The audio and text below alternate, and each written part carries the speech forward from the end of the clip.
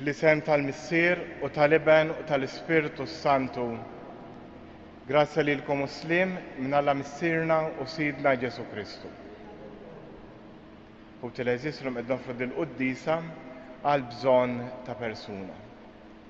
U biex nitħejju tajjeb għal din laqgħa ma' Ġesu fil-kelma u fl-Ewkaristija, ejjew issa nitolbu maħfra l-mulej għal dawk id-drabi li fihom inqasni.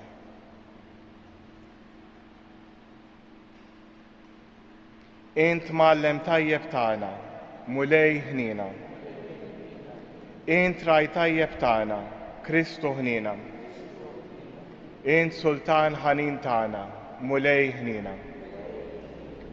Iħenna lina Alla li jista' kollox, jaħfrinna dnubitna u wassalna għal ħajja ta' dejjem. Nitolbu. O Alla, intajtna l-fidwa u għamiltna uliet adottivi tiegħek. Ħares bit-tieba l-uliet eżistijek biex dawk kollha li jemmnu fi Kristu ikunu ħilsa tas-sew u jiksbu l-wirt ta' dejjem. Bibnek Ġesu Kristu Sidna li hu Alla u miegħek jgħix wisaltan flimkien mal-Ispirtu Santu għal dejjem ta' dejjem.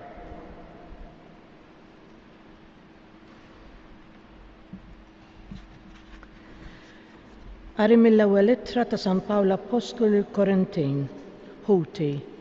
Nafu li l-koll għandna l-erf, imma l-erf jonfoħna, l-imħabba tibnina. Jekk xi ħadd jidirlu li jaf xi ħaġa, għadu ma femx kif għandu jkun jaf. Jekk xi ħadd iħobb lil Alla, lil dan Alla jarfu. Mela dwar l-ikel tal-laħam offrut lill-idoli, naf li l-idolu mhux xejn fid-dinja. Ħadd mu Alla ħliefu wieħed. Imqar jekk hemm lek imsejħa Allat sew fis-sema sew fl-ard. U tassew hemm ħafna Allat u ħafna sidien. Għalina Alla wieħed hemm, il-Missier li minnu ġej kollox u aħna bih neżistu. U wieħed mulej, Ġesu Kristu, li permezz tiegħu sar kollox u aħna għalih neżistu. Iżda mhux kulħadd għandu l-erf.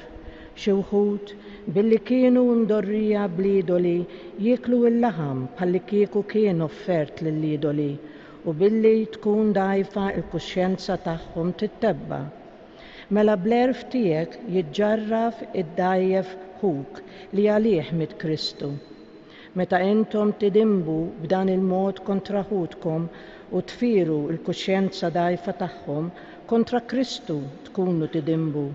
Mela jekk l-ikel jiskanalizza lil-ħija, ma nikol qatt iżjed laħam biex ma niskandalizzax lil-ħija.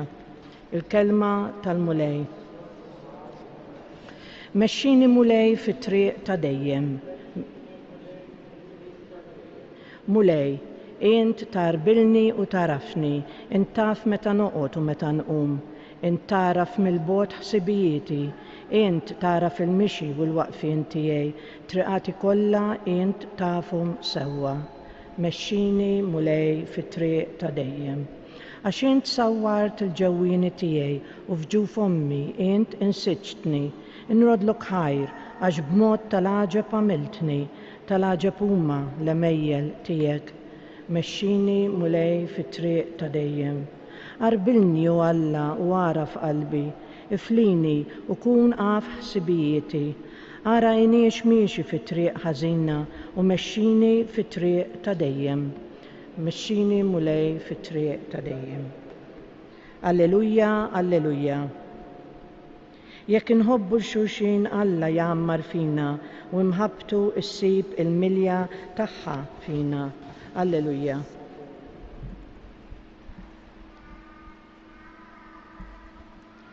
Il-mulej ma'kom. Qari mill-Evanġelu skont San Luqa. F'dak iż-żmien Ġesu qal lid-dixxiepli tiegħu: Lilkom li qegħdin tisemgħuni ngħidilkom ħobbu l-edewwa tagħkom, għamlu l-ġid lil min jobgħodkom, birku lil min jisħitkom, itolbu għal min iżeblaħkom. Min jagħtik bil-ħarta fuq naħa waħda, dawarlu wiċċek ħalli jagħtik fuq in-naħa l-oħra. Min jieħodlok il-mantar, anqas il-libsa m'għandek tiċħadlu. Għati lil kull min jitolbok u min jieħodlok xi ħaġa tiegħek titlobix lura. Kif tridu li l-bnedmin jagħmlu lilkom, hekk ukoll għamlu intom lilhom. Jekk tħobbu lil min iħobbkom, xi ħlas jistħoqilkom, għax il-midinbin ukoll iħobbu lil xulxin. U jekk tagħmlu l-ġid lil min jagħmel il-ġid lilkom, xi ħlas jista' jkollkom? Għax dan jagħmluh saħansitra l-midinbin. U jekk tisilfu xi ħaġa lil min tistennew iroddilkom lura, xi ħlas jistħoqilkom? Il-midinbin ukoll jisilfu l-midinbin bil-ħsieb li jieħdu lura daqshekk ieħor minn għandhom. Imma intom ħobbu l-edewwa tagħkom, għamlu l-ġid, isilfu bla ma tistennew xi ħaġa lura, u l-ħlas tagħkom ikun kbir. U tkunu li talla l-oli li hu tajjeb mal-ingrati u l-ħżina. Ħennu bħalma hu ħanin missierkom. Tiġġudikawx u ma tkunux iġġudikati. Tikkundannawx u ma tkunux ikkundannati. Aħfru u ssibu l-maħfra. Għatu u jingħatalkom. Kejl tajjeb marsus, meżżes sewwa u mburġat qiegħdulkom f'ħoġorkom. Għax bl-istess kejl li tkunu tkejlu intom, jitkejjel lilkom. Il-kelma tal-mulej.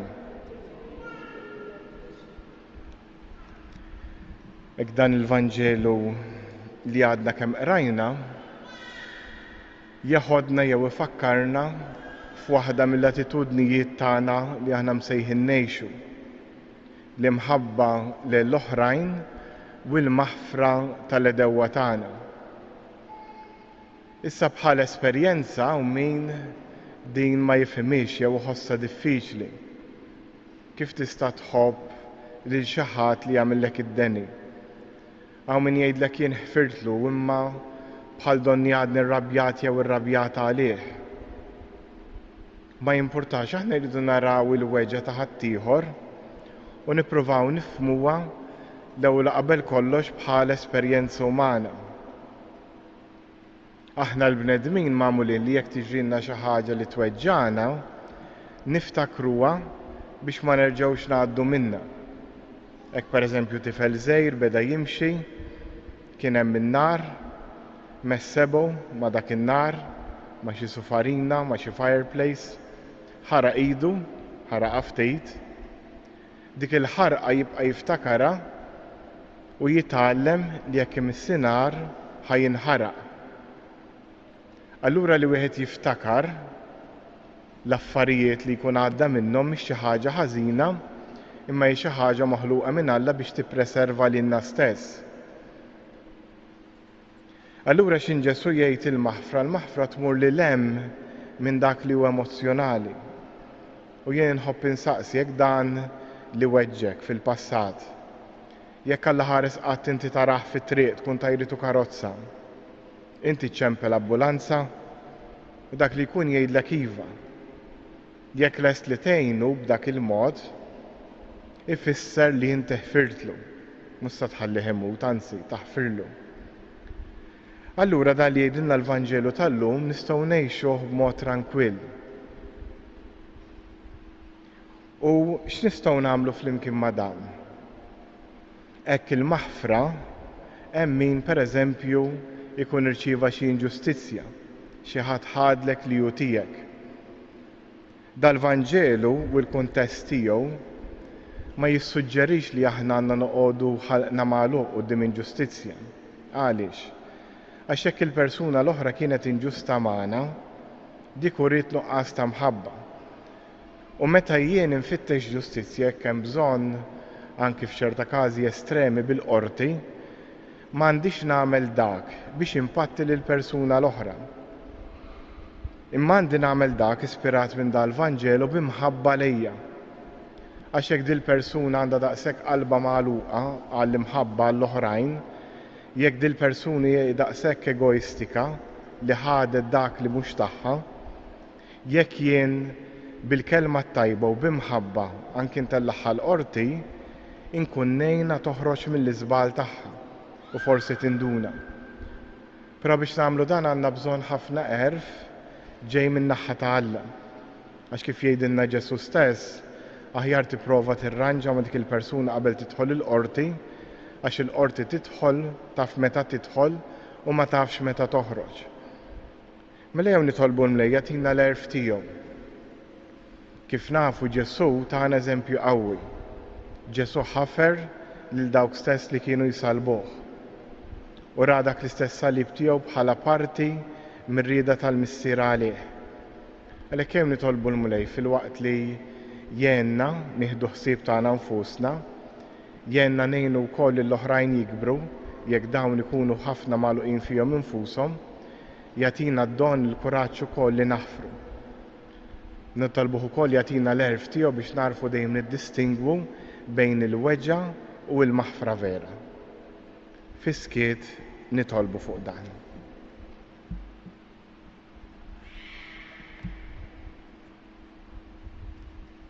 Wissa nqumu bil-wifqa biex irresqu it-talbit tagħna lill-missierna tas-sema.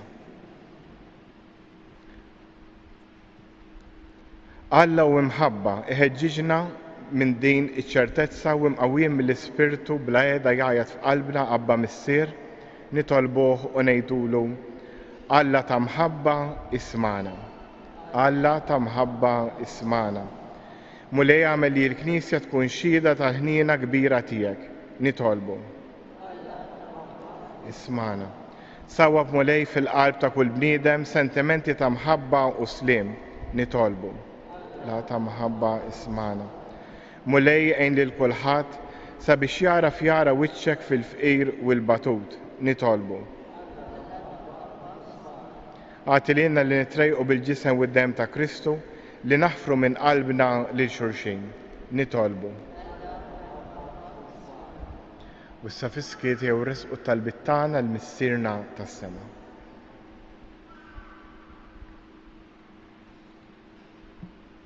Nitolbu dan kollu bi Kristu Sidna.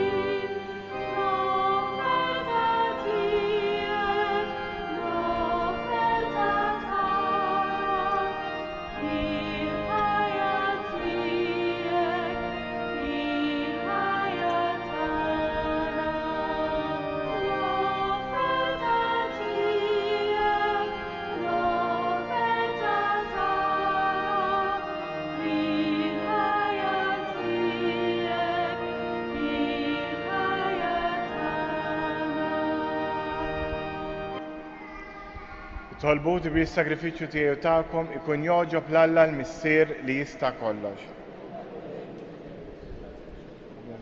Ħtiġijiet tagħna u tal-Knisja mqazza kollha tiegħu. U Alla minnek ġej islim tagħna u r-rabta ta' qalbna miegħek. Għamel li bdi bl-offerta nagħtu ġej kif jixtraq il-kobor tiegħek u li nħossu ruħna maqudin ħaġa waħda bit-tisħib tagħna f'dan il-misteru qaddis. Bi Kristu Sidna il-mulej ma'kom. Nerfgħu qlubna l fuq. Niżuħar lil mulej Alla tagħna. Sewa u xieraq tas-sew mulej missier qaddis Alla ta' dejjem tista' kollox. Tajjeb u taġid tas-salvazzjoni tagħna li dejjem kull imkien irroddulek ħajr. Aħna nafu li għall-glorja tiegħek bla qis inti twieżel lilna bnedmin dgħajfa u tipprovdilna wkoll għajnuna mill-istess natura dgħajfa tagħna. B'hekk intgħadar u tħenna għal min jintilef u minn fejn ikun ġarrab it-telfin twassallu s-salvazzjoni tiegħek bi Kristu Sidna. Bih il-qtajja kollha tal-anġli ferħana għal dejjem quddiemek iqimu l-kobor tiegħek. Flimkien ma' tagħhom ilqa' nitolbuk it-tifħir tagħna waqt li magħhom nifirħu u ntennulek. Qaddis. Mulej Alla tal-eżerċiti, Is-semawiet u l-art mimlija bil-glorja tiegħek. Osanna fl-ola tas-semawiet. Imbierek min ġej f'isem il-mulej. Osanna fl-ola tas-semawiet. Qaddis tas-sew int mulej inti l-għajn ta' kull qdusija. Qaddes għalhekk nitolbuk dan l-offerti bil-barka tal-Ispirtu tiegħek biex isiru għalina il-ġisem u d-dem ta' Sidna Ġesu Kristu li meta kien se jingħata biex mirraj ħibati ħal ħobs radd il-ħajr qasam tal id-dixxib li tiegħu u qal ħudu u kulu l-kol minn dan għax dan huwa ġismi li jingħata għalikom.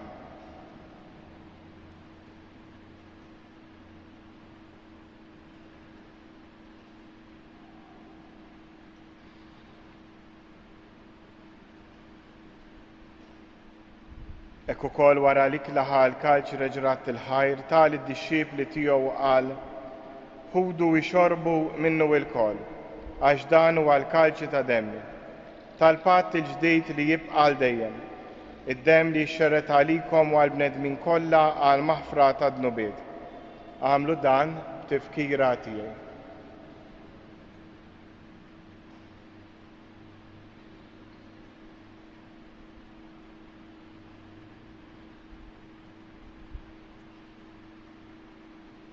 Danu il-misteru tal-fidi. Inħabru l-mew tiegħek mulej, inxandru bil-ferħ aw minn tiegħek nistennew sama tiġi fil-glorja. Għalhekk aħna nagħmlu dan b'tifkira tal-mewt u l-qawmien ta' Sidna Ġesu Kristu, nofrulek mulej il-ħobs tal-ħajja u l-kaġġ tas-salvazzjoni. U rraddulek ħajr għax għoġbok tilqana u quddiemek biex naqdu. U miċ-ċokontana nitolbu li l-Ispirtu Santu jaqadna f'ġisem wieħed li jenna nieħdu sem il-ġisem u d-dem ta' Kristu. Ftakar mulej fil-Knisja tiegħek imxerda mad-dinja kollha u qed taf l-imħabba flimkien mal-Papa Franġisku, l-Isqof tagħna Anton u mal-Ministri tiegħek kollha. Ftakar ukoll fħutna li raqdu bit-tama tal-qawmien, ftakar fil-mejtin kollha, daħħalhom quddiemek fid-dawl tas-sebħ tiegħek. Ħenna lilna l-koll nitolbuk, għatrinna wkoll il-wirt tal-ħajja ta' dejjem, flimkien mal-Verġni Mqazza Ommalla Marija, żewġa Ġuseppi l-Apostli u l-Qaddisin kollha li jgħix fil-ħbiberija tiegħek sa mill-bidu tad-dinja. Għamel li magħhom, infaħruk u nsebħuk b'Ġesu Kristu Ibnek. Bi Kristu, ma' Kristu u fi Kristu, jingħata lilek Alla missier li tista' kollox, flimkien mal-Ispirtu Santu, kull ġieħu glorja għal dejjem ta' dejjem. Immexxija mill-istess Spiritu li mexxa lil Ġesu, ejjew nitolbu t-talba li hu stess għallimna. Missierna, jinti fis-semawiet, tiġi saltinatek, ikun li tritint kif is-sema hekk da fl-ard. Ħobżna ta' kuljum għatina llum, aħfrinna dnubietna, bħalma naħfru il-minu ħati għalina, la ddaħħalniex fit-tiġrid, iżda ħlisna mid-deni. Eħlisna jitolbuk mulej minn kull deni, għatina fit-tieba u l-ħnina tiegħek il-paċi fi żmienna, biex inkunu ħielsa dejjem mid-dnub u mħarsa minn kull inkwiet. Aħna u nistennew u nittamaw ilena u l-midja tas-Salvatur tagħna Ġesu Kristu. Mulej Ġesu Kristu li qed l-apostli tiegħek inħallilkom is-sliem, natikom is-sliem tiegħi, la tħares lejn dnubietna, iżda ħares lejn il-fidi tal-Knisja tiegħek. Għatija slim u laqda li jint trid fija, int li tgħix fis-saltan għal dejjem ta' dejjem.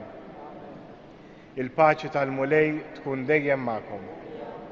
Għatu l-paċi lil xulxin. Ħaruf ta' Alla li tneħħi d-nubiet tad-dinja ħenna għalina. Ħaruf ta' Alla li tneħħi d-nubiet tad-dinja ħenna għalina.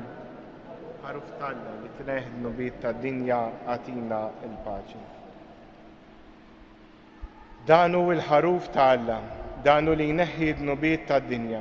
Ħen jindawk li huma mistiedna għall-ikla tal-ħaruf. Ħoltat is-saqaf tiegħi iżdejt bis-kelma waħda u ruħi tkun fil.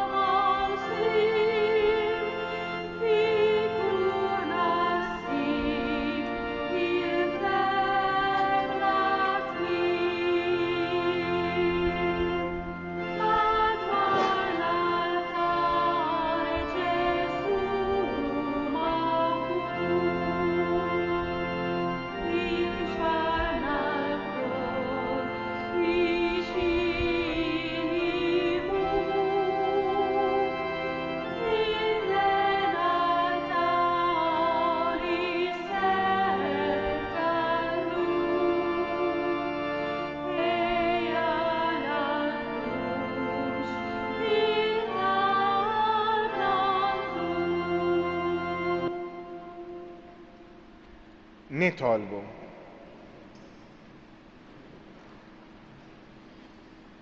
Mulej intitma lill-fidili tiegħek u tgħixhom bl-ikel tal-kelma tiegħek u bis-sagramenti tas-sema.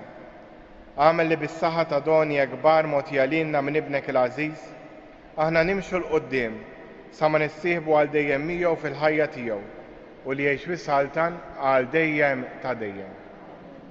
Il-mulej magħkom. U jberikkom Alla li jista' kollox, il-Missier, l-Iben u l-Ispirtu Santu. Morru u għejxu fil-paċi ta' Kristu.